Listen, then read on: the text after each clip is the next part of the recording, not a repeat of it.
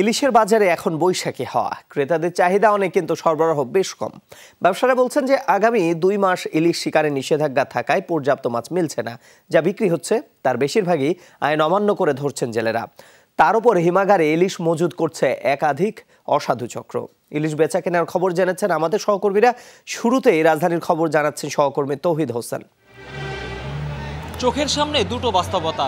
প্রথমটি আর 15 দিন পর পহেলা বৈশাখ উদযাপন হবে এবং দ্বিতীয় বাস্তবতা জাটকা সংরক্ষণের জন্য আগামী অন্তত 2 মাস ইলিশ শিকার নিষিদ্ধ রয়েছে। হাতে গোনা 4-5টি দোকানে ইলিশ বেচা কেনা হচ্ছে, তবে দাম খুব চড়া, সরবরাহ খুব কম। এই মুহূর্তে বাজারে প্রতি পিস বড় আকারের ইলিশ বিক্রি হচ্ছে 800 থেকে 1000 টাকা, কোনো কোনো ক্ষেত্রে 1200 টাকা পিস ধরে। আরেকটু ছোট আকারের হলে সেই দাম 500 থেকে 600 টাকার মধ্যে ওঠানামা করছে। প্রধানমন্ত্রী নিশ্চিত করছে যেহেতু এর লিগে মানুষ মাছ কিনে না, ইলিশ মাছ বিক্রি না, মানে প্রচুর দাম ইলিশ মাছের, 1500-1600 টাকা কেজি।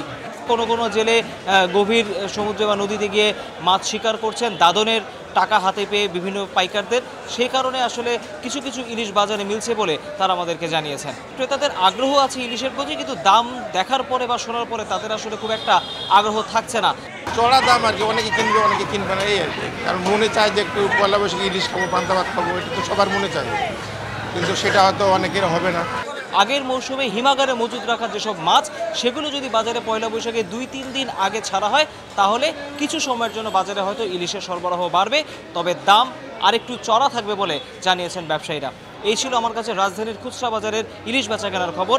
পাইকারি আড়তের খবর জানতে আমরা চলে যাচ্ছি শরীয়তপুরে। সেখানে আছেন সহকর্মী কাজী মনিরুজ্জামান। আপনাকে ধন্যবাদ। আপনি যেমনটা খুচরা বাজারের খবর জানাচ্ছিলেন, শরীয়তপুরের পাইকারি বাজারে কিন্তু ইলিশের সরবরাহ কমে গেছে। আমি সকাল থেকে কয়েকটি বাজার ঘুরে দেখেছি, প্রতিটি পাইকারি বাজারে কিন্তু ইলিশের আমদানি যেমন কম, এর দামও কিন্তু বেশ বৃদ্ধি পেয়েছে। ইলিশে 1 কেজি সাইজের মাছ 1000 হইতে 1200 টাকা কেজি, যেটি 600-700, এটি 800-700 টাকা কেজি, যেটি 4.5 কেজি, এটি 600 টাকা কেজি। তারা বলছেন যে পদ্মা মেঘনার যে ইলিশ রয়েছে তার ফলে কিন্তু অন্য প্রজাতির ইলিশ বাজার দখল করে নিয়েছে। এখন থেকে যদি এর নিয়ন্ত্রণ করা সম্ভব না হয়, তাহলে আগামী পয়লা বৈশাখে ইলিশের যেমন সংকট দেখা দেবে, তেমনি কিন্তু এর দাম কিন্তু আরও কয়েক গুণ বেড়ে যাবে। কিছু লোকে এটা মজুত করে রাখতেছে, মানে তারা বাড়তি দামে তারা বিক্রি করবে, এই কারণে আমরা বাজার এখন বড় ইলিশ পাইতেছি না। তো এই ছিল আমার কাছে শরীয়তপুরের পাইকারি বাজারের খবর। আমরা উপকূলের জেলেদের খবর জানতে চলে যাব পটুয়াখালীতে সহকর্মী জাকারিয়া হৃদয়ের কাছে। ধন্যবাদ মনির। আপনি যেমনটা বলছিলেন, ইলিশের আমদানি কম থাকার বিষয়টি উপকূলীয় এলাকায় লক্ষ্য করা গেছে। এখানকার জেলেদের সাথে আমি কথা বলেছি, তারা আমাকে যেমনটি জানিয়েছেন, গত 1 সপ্তাহ ধরে এসব নদীতে ইলিশ শূন্য। বর্তমানে তাদের সংসার অভাব অনটনে চলছে। 1 সপ্তাহ ধরে ইলিশ নাই, এত খাওয়া হইতেছে, আমরা মাছ তো ধরতে পারতেছি না, তো মাছের খুবই চাহিদা, পয়লা বৈশাখ আইতেছে। একই রূপ সাগর কূলবর্তী বিভিন্ন নদ নদী মোহনায়। আমি কুয়াকাটা মৎস্যজীবী সমবায় সমিতির সভাপতির সাথে কথা বলেছি।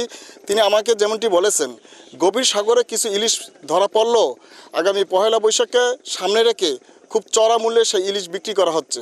সারাদিন নদীতে থাইকে 4 কেজি 3 কেজি মাছ পাইবা, তেমন কিছু হয় না। ওরা বোর্ডের কাজ টাজ করতে আসি, মাছ টাছ নাই বলতে সারে। এই ছিল আমার কাছে ইলিশের সর্বশেষ খবর।